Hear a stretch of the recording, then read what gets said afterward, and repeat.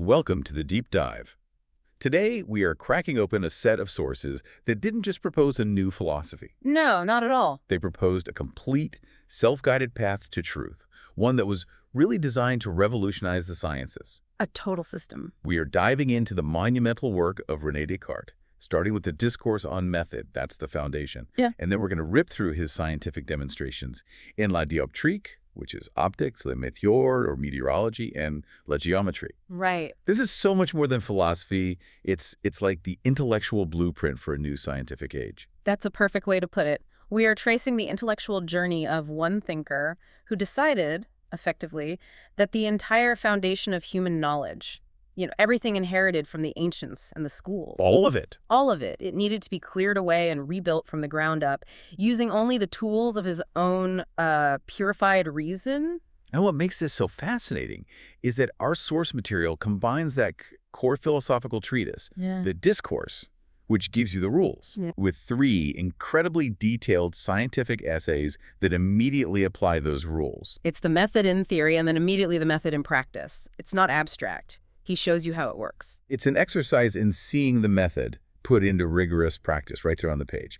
I mean, it's one thing to say, I doubt everything, but it's another thing entirely to use that doubt to, say, calculate the precise angle of a rainbow. Would design a perfect telescope lens. Exactly. So our mission today is to synthesize those foundational principles, that radical, sometimes, terrifying doubt, and then examine the concrete, surprising applications.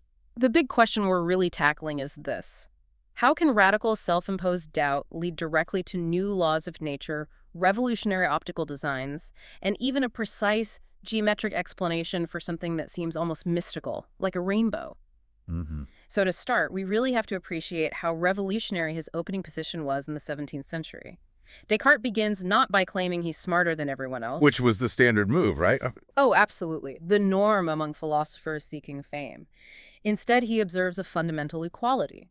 He posits that reason, or sense, the faculty that distinguishes us from animals and allows us to, judge truth from falsehood, is naturally equal and entire in everyone. That is a profound declaration of intellectual democracy.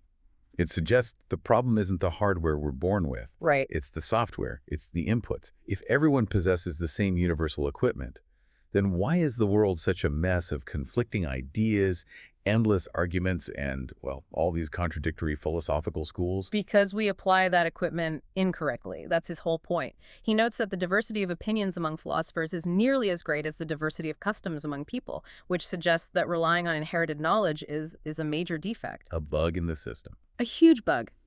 He realized that our early beliefs, the ones formed when we were children governed by our appetites and our tutors, were often contradictory and frankly ill-founded.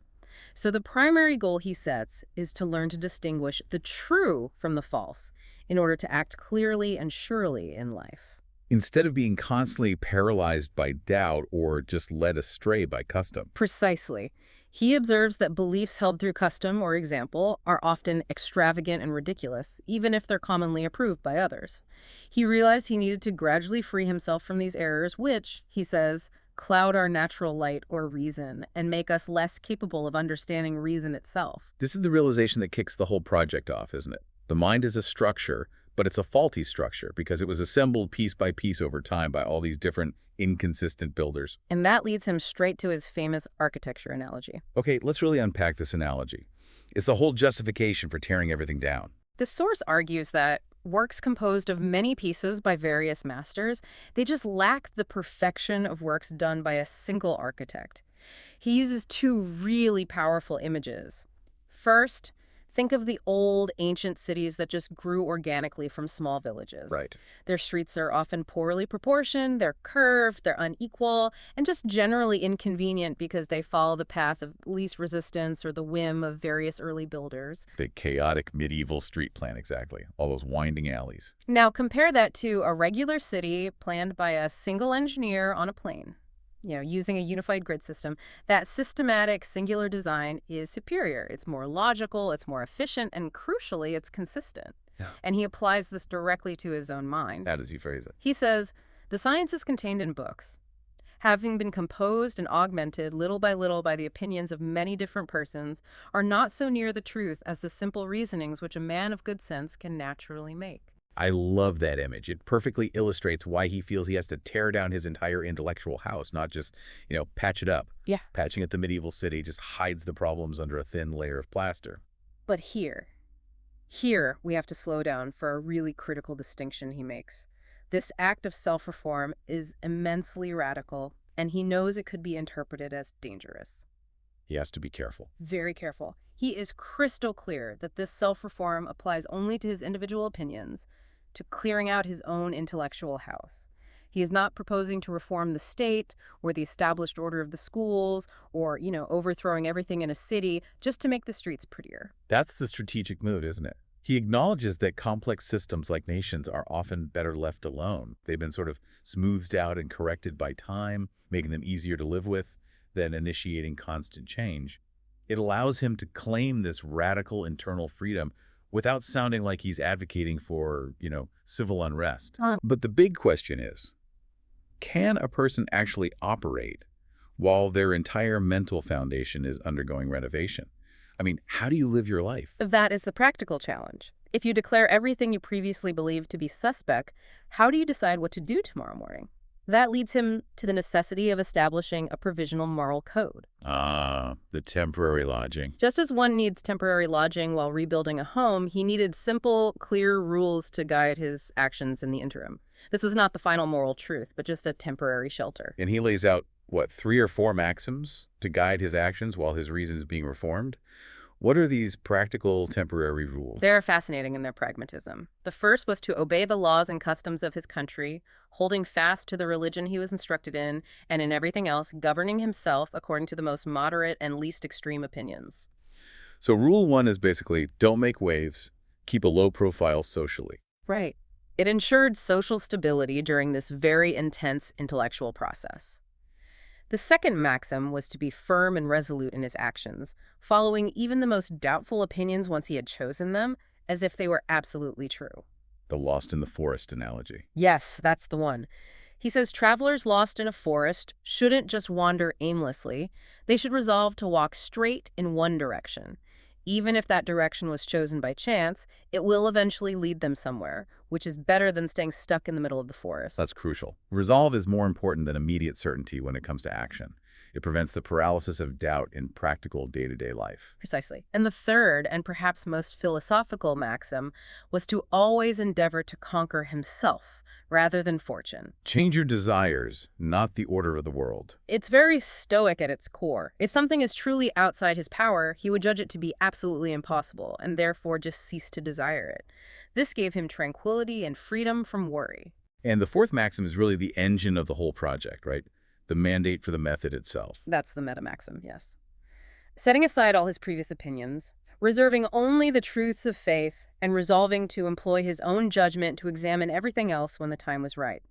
And he committed to spend 9 years practicing this process of self-examination before he would publish anything. So it's the resolution to reject everything he'd accepted just on belief, setting himself up for the absolute certainty he's looking for.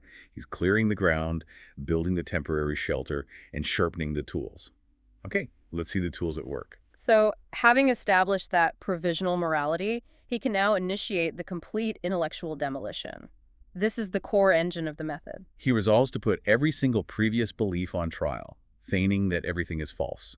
This is the moment of hyperbolic doubt. Yes. He describes this deliberate act of rejecting everything he had ever accepted, resolving to feign that everything that had ever entered his mind through the senses or imagination was no more true than the illusions of my dreams. He wants to start from absolute intellectual ground zero. Total ground zero.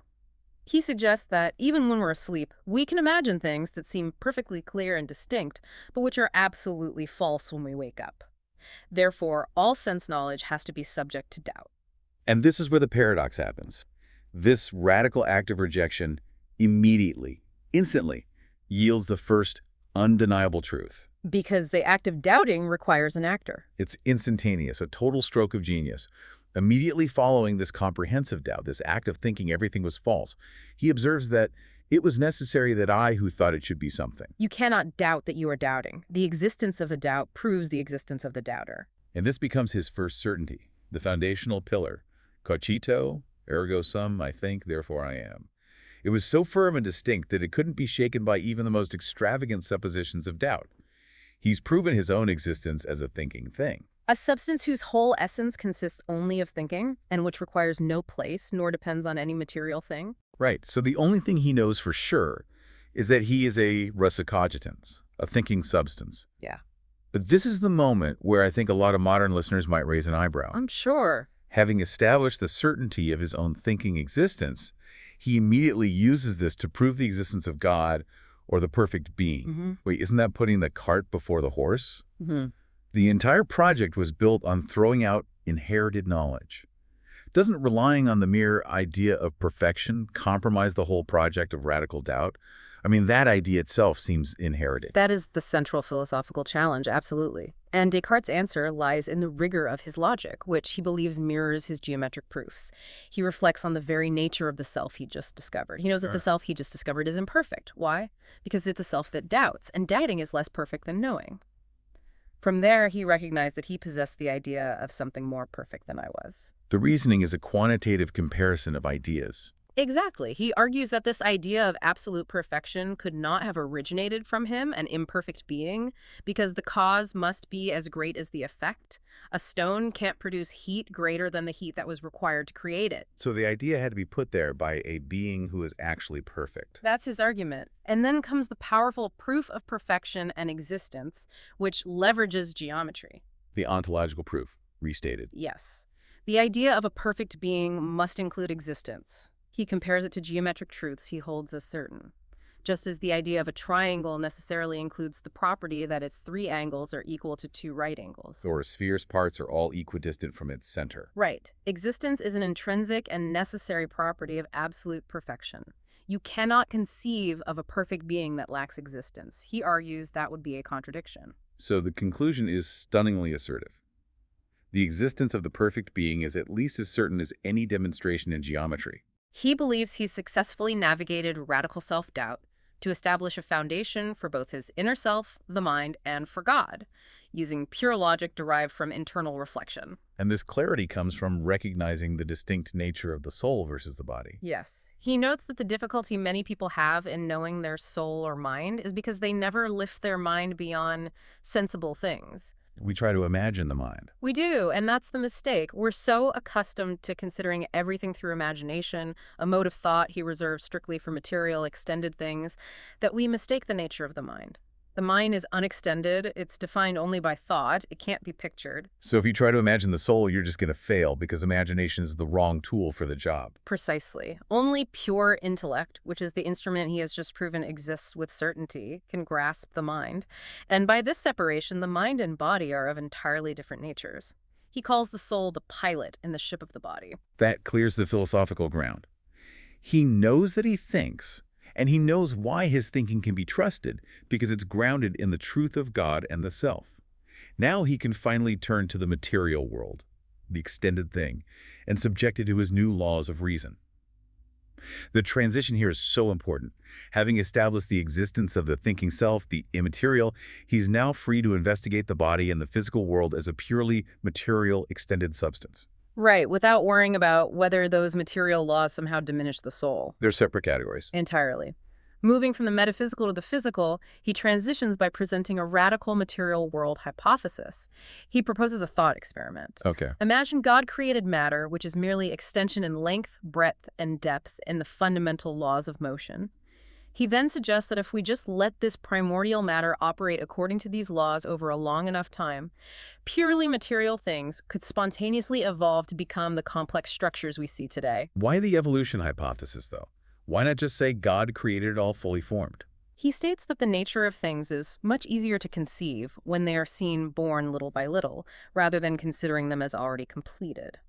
It lets him offer a purely mechanical narrative, grounded entirely in collision, movement, and the geometry of particles, for explaining complex structures. Like the human body. Exactly.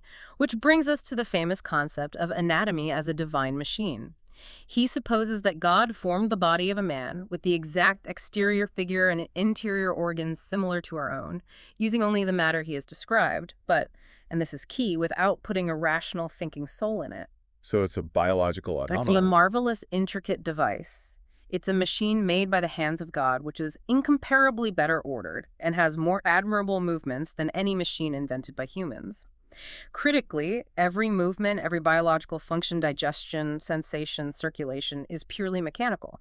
It relies only on the shape, size, and movement of its parts. This sounds astonishingly modern, yet he's tackling these huge biological mysteries with 17th century physics. Let's talk about that mechanism, starting with the heart. He details it like an engineer designing a pump and a furnace at the same time. He offers the movement of the heart and arteries as the first and most general movement observed in animals. He describes the heart as being divided into two chambers, right and left, and he traces the whole complex system of blood vessels. Right, so you have the vena cava bringing blood to the heart on the right, the arterial vein carrying it to the lungs. And on the left, the venous artery brings it from the lungs, and the great artery carries it out to the body. And he emphasizes the valves. Yes, the timing devices. He specifies there are 11 small doors, or valves, 3 at the entrance of the vena cava, 3 at the arterial vein, and 5 others, 2 at the great artery's exit, and 3 at the venous artery's exit. The entire movement of the heart depends on the precise, synchronized opening and closing of these 11 gates. So what's the mechanical action driving the whole system, if it's not just a muscle pump like we think of it today? The mechanism is a heat engine.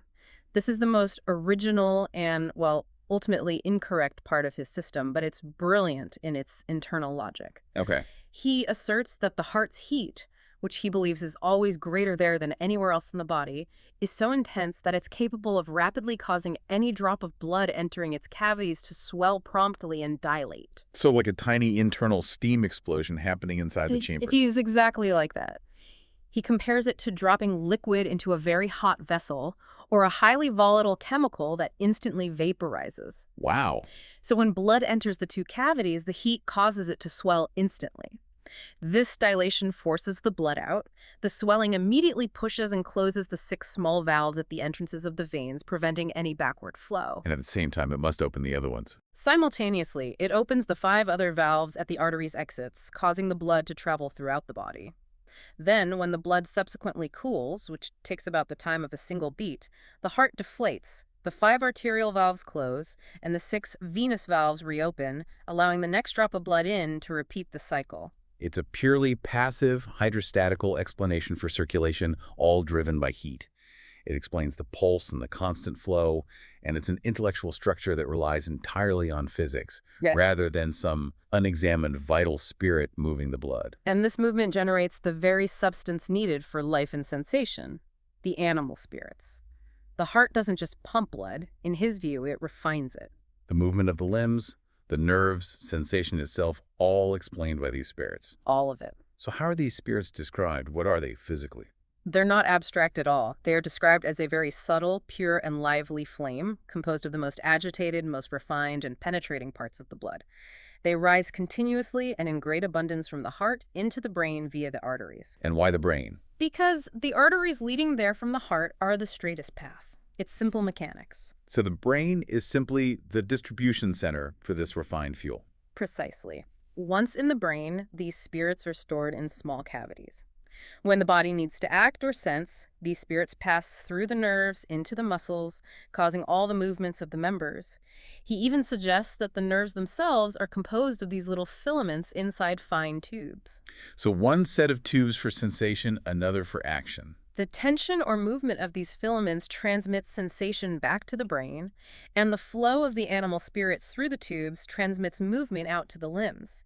He even cites the macabre observation that a freshly decapitated head might still twitch or bite the ground. Oh, wow. Because the spirits and filaments retain their mechanical function for a brief moment. It's astonishing to realize how much of modern science is built on these 17th century mechanical analogies. The entire body is a complex hydraulic and pneumatic automaton. This leads us perfectly into how this automaton interacts with the external world through light and vision. So moving to la dioptrique, the problem is how to mechanistically explain something as seemingly immaterial as light.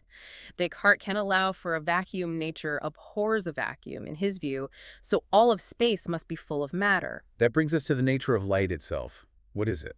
Light is described not as a substance or a particle traveling, but as a rapid action or movement that passes instantaneously towards our eyes through the air and other transparent bodies. It's a tendency or a pressure transmitted through the subtle matter that fills the universe. So how does he reconcile the immaterial nature of perception with his purely mechanical system? Does he use a physical comparison to sort of bridge that gap for the listener?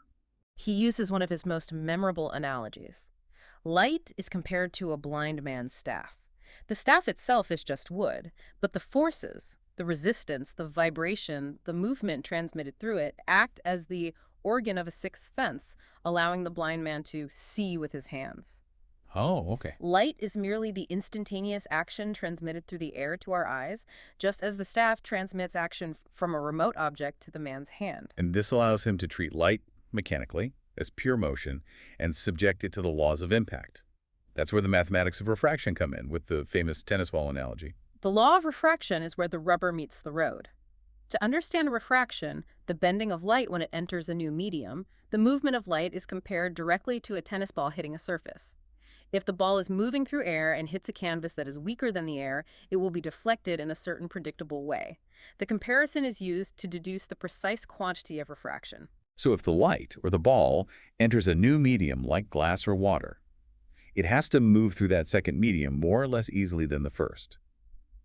What does the analogy tell us about the direction of the bend? If the ball encounters a surface that resists its perpendicular motion, like hitting water, the light is refracted closer to the perpendicular line.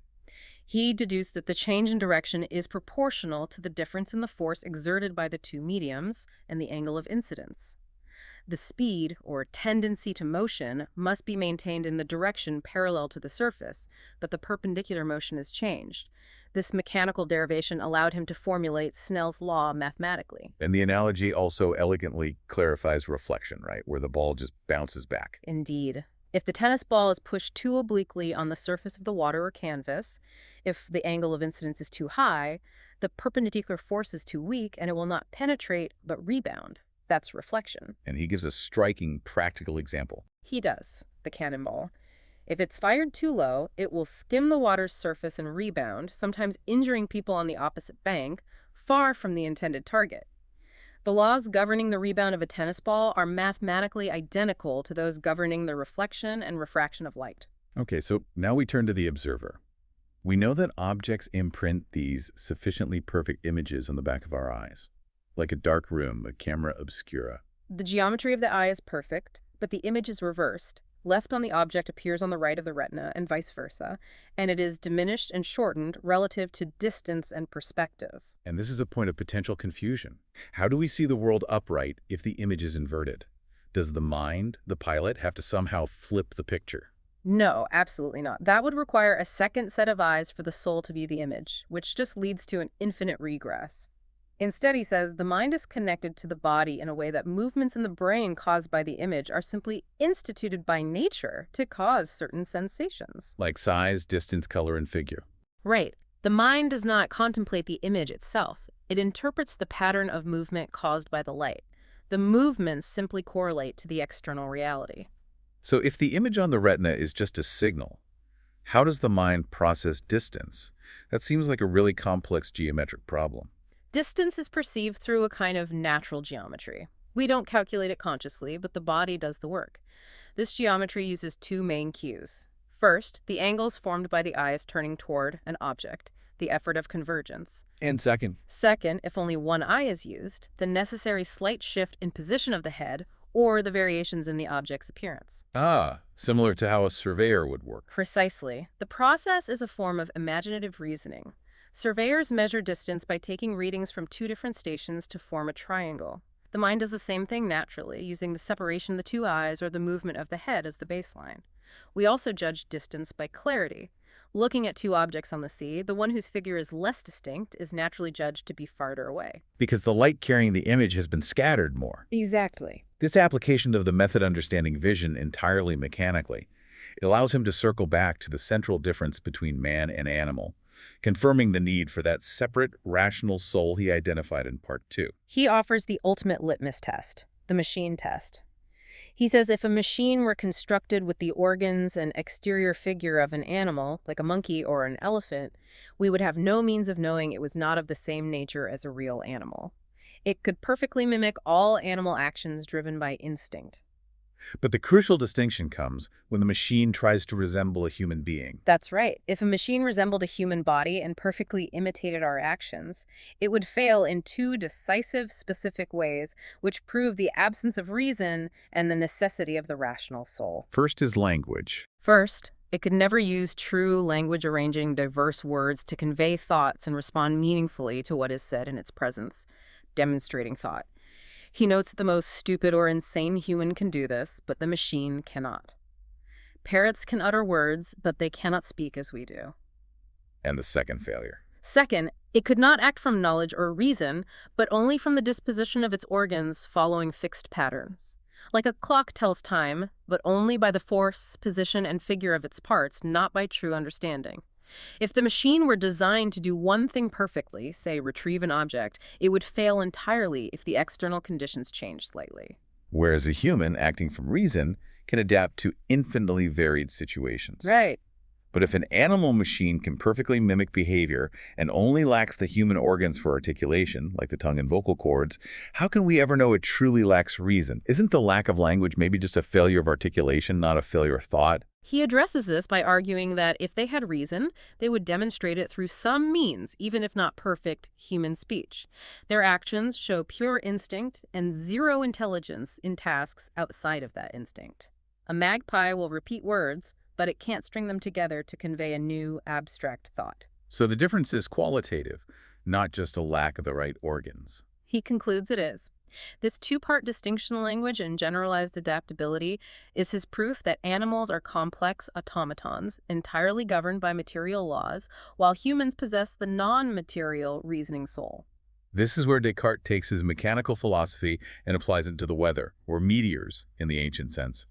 He applies his new understanding of matter composed of various sized particles and the subtle matter filling all space to explain seemingly chaotic natural phenomena. Before we talk about salt and snow, we should probably clarify his foundational physics for the audience. Since Descartes rejects the void, all space is filled with matter in motion, which he describes as being infinitely divisible. This is the subtle matter. Right. It's the most agitated, most penetrative, fastest-moving particles that act like a universal fluid or ether, allowing action to be transmitted, like light. All phenomena are just explained by the shapes and motions of these different particles interacting with that subtle matter. Okay, with that in mind, we can approach something simple, like taste, the salty taste. He posits that water is composed of various particles. Sweet water particles are small and pliable enough to be easily moved and folded by the subtle matter. But the saltiness of the sea consists of the largest particles in the water. And they're different how?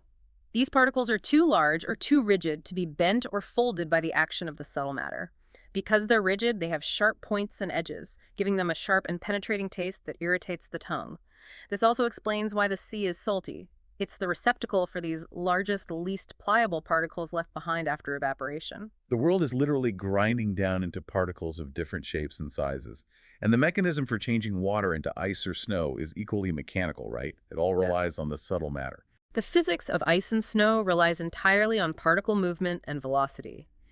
Ice forms not merely due to cold, but because the subtle matter, which is responsible for agitation and movement, is not agitated enough to fold and move the water particles easily. So they get stuck. This insufficient agitation causes the water particles to join confusedly into a rigid, non-transparent body, which is ice. The particles just don't have enough energy to maintain their independent liquid state. But snow crystals are much more complex. Right. They require geometry, not just rigidity. They require the geometric principles we saw earlier. The complex figures of snow crystals, their famous hexagonal or star-shaped forms, are caused by the combined action of cold and the pressure of the surrounding subtle matter or wind on vapor particles. He describes them as small ice pellets being pressed together. Yes, and when they're strongly pressed by wind and cold, these pellets arrange themselves such that each pellet naturally takes a position of minimal space and maximal stability. And what arrangement provides that maximal stability? The arrangement where each pellet has 6 neighbors surrounding it. When this 6-neighbor arrangement occurs across a growing sheet of snow, it naturally leads to the 6-sided hexagonal structure. So the star shape is just a perfect, large crystal built up from these smaller hexagonal components. That's his argument. It's a beautiful geometric explanation for something that seems so randomly produced. Okay, now for the climax of the meteorology essay. The geometric explanation of the rainbow, the Arcanon seal. This demonstrates the true power of his method. He immediately establishes a key observation based on testing, which is fundamental to the geometry. The rainbow is formed only in raindrops, which he assumes are perfect spheres, not in vapors or clouds. And then he uses his law of refraction. The one he's established with the tennis ball analogy, yes. He uses it to trace the exact path of sunlight through a spherical water drop and determines precisely which rays can reach the observer's eye. And he arrives at 2 distinct calculations for the 2 visible bows, based on the number of internal reflections. This is a moment of pure geometric triumph. The primary rainbow is caused by rays that reach the eye after precisely 2 refractions entering and exiting the drop, and 1 reflection inside the raindrop. Because there's a limit to how steeply the light can enter and still exit toward the observer, only rays that hit the eye at a specific maximum angle relative to the sun's axis are visible. And what is that exact angle? He calculates it, right? Using rigorous geometric calculation, the greatest semi-diameter of this inner arc is found to be 42 degrees and 30 minutes. He argued no ray can reach the eye beyond that 42-degree limit, which creates a sharp outer boundary of shadow. And the secondary rainbow, the one that's always fainter and wider. The secondary rainbow is caused by rays reaching the eye after 2 refractions and 2 reflections. The second reflection causes much more light loss, which is why the arc is less bright. A different path means a different angle. A different path and a different angle. The smallest semi-diameter of this outer arc is 51 degrees and 37 minutes. The shadow boundary here is on the inner edge, meaning no rays can arrive under 51 to 37 minutes. So the color is created by the hard geometric boundary between the maximum concentration of light and the surrounding shadow. Exactly. Colors are produced by the light being limited by shadow. And he demonstrates this by showing that the shape of the transparent body isn't necessary for the colors. A triangular prism of crystal can produce the same spectrum because the prism creates the necessary limitations of light or shadows. The rainbow is a perfect demonstration that this beautiful, miraculous natural phenomenon can be reduced to the rigorous application of geometric laws derived from simple mechanical motion. It is. And finally, he even accounts for more bizarre atmospheric phenomena like multiple suns and halos. Mock suns, parhelia. Yes. The appearance of multiple suns or moons is caused by the refraction of light through round clouds composed of flat, transparent ice plates. He discusses ancient observations like Castor and Pollux, which was 2 suns, a good omen, or the Star of Helene, 1 sun, a bad omen. But the physics is purely geometric. Entirely. The refraction occurs when light passes through the flat surfaces of the ice plates. If these plates are oriented correctly in the air and in high enough concentration, they act like miniature prisms, refracting the sunlight at specific angles, often 22 or 46 degrees from the sun. Which creates these bright spots or rings of light. And the observer's position relative to the sun and the flat cloud surface determines whether they see 2, 3, or even, hypothetically, 12 suns, which he details based on the exact path of the light rays converging. It is all about the path of light through ice geometry, eliminating the need for any supernatural or superstitious explanations. The final essay, La Géométrie, is really the capstone. It shows that the rational method isn't just for understanding the physical world, it's for solving the most difficult intellectual problems. This is where Descartes effectively creates analytic geometry. He unifies the fields of algebra and geometry. And that's a monumental shift. Previously, geometry dealt with shapes and figures, and algebra dealt with abstract numbers. Now he's treating geometric magnitude purely as numerical quantities. That's the unification of algebra and geometry. His assertion is radical. All geometric problems can be solved by reducing them to finding the lengths of straight lines using algebra. The lengths of geometric lines, previously treated only spatially, are now treated as numerical values, x, y, z. Which allows algebraic operations like multiplication and division to be applied to them. Previously, in geometry, multiplying two lengths just resulted in an area which was a different dimension. Exactly. He introduces a convention where a certain arbitrary length is declared the unit, and then all subsequent calculations are relative to that unit. This lets lengths be multiplied and divided without dimensional confusion. So he can turn complex drawing problems into solvable equations. And based on the highest dimension found in the resulting algebraic equation, he imposes a new and strict classification system for geometric problems. What are the three types of problems he identifies? First, planar problems. These are solvable using only straight lines and circles, so equations with x and y, 2 dimensions. The simplest constructions with a compass and straight edge. And then it gets more complex. Second, solid problems. These require the use of conic sections, parabolas, hyperbolas, ellipses for construction. These are complex problems that result in cubic or quartic equations, 3 or 4 dimensions. And the third type? More than solid problems. These require curves more complex than conic sections, like those derived from quintic or higher order equations. This systematic rigor allows him to critique older, less disciplined mathematics. Oh, he offers a sharp critique in defining geometric curves. He rails against earlier geometric classifications, like the spiral and the quadratrix, calling them mechanical rather than geometric. Why? What's the distinction for him? Because they were imagined using 2 separate movements, like a rotating line and a moving point, with no exactly measurable, unified algebraic relation between them. They couldn't be described by a consistent single equation, which is the cornerstone of his method. Exactly. The new definition states that geometric curves are those whose points fall under some precise and exact measure, which means they have a relation to all points of a straight line that can be expressed by a single exact equation. So if you can write the relationship between the x and y coordinates in a single finite equation, it's a legitimate geometric curve. If not, it's merely a mechanical construction. Right. And to demonstrate the power of the system, he tackles truly complex problems like Pappus's problem, which is about finding points based on the distance to multiple lines. He shows how the geometric challenge is just turned into a solvable algebraic one. When it comes to solving complex problems, he shows that even the most obscure geometric challenges can always be reduced to an algebraic equation. If the equation is planar, solve it with a compass. And if the resulting equation can't be reduced algebraically and involves the third or fourth dimension, the problem is solid and requires a conic section for construction. This provides a clear, systematic rule. Look at the algebraic equation, and you immediately know exactly what geometric tools are necessary. No more random searching. This rigor then circles back to a profound practical application. The optics challenge he introduced earlier.